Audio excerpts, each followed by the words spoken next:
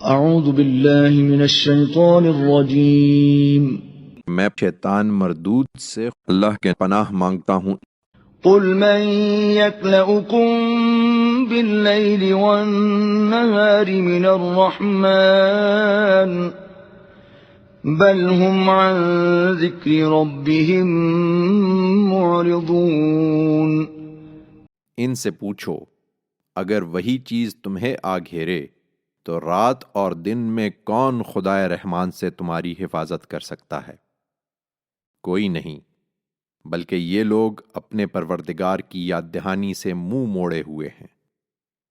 ام لهم آلہۃ تمنعهم من دوننا لا يستطيعون نصر انفسهم ولا هم منا يصحبون۔ کیا ان کے لیے ہمارے پاس کچھ اور معبود ہیں جو ان کو بچا لیں گے؟ ہرگز نہیں، وہ نہ خود اپنی مدد کر سکیں گے اور نہ ہمارے مقابل میں کوئی ان کا ساتھ دے سکتا ہے۔ بل متعنا هؤلاء وآباءهم حتى طال عليهم العمر افلا يرون أنا نأتي الأرض ننقصها من أطرافها افهم الغالبون۔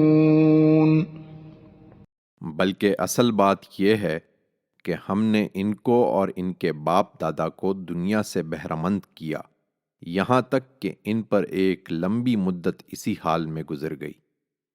تاہم کیا یہ دیکھ نہیں رہے ہیں کہ اس سرزمین کو ہم اس کے کناروں سے کم کرتے ہوئے اس کی طرف بڑھ رہے ہیں؟ پھر کیا یہی غالب رہنے والے ہیں؟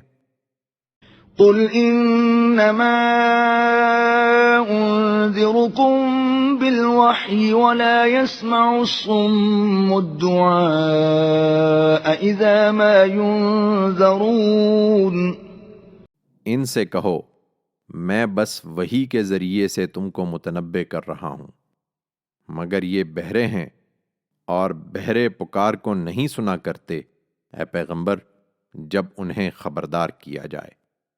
وَلَئِن مَّسَّتْهُمْ نَفْحَةٌ مِّنْ عَذَابِ رَبِّكَ لَيَقُولُنَّ يَا وَيْلَنَا إِنَّا كُنَّا ظَالِمِينَ۔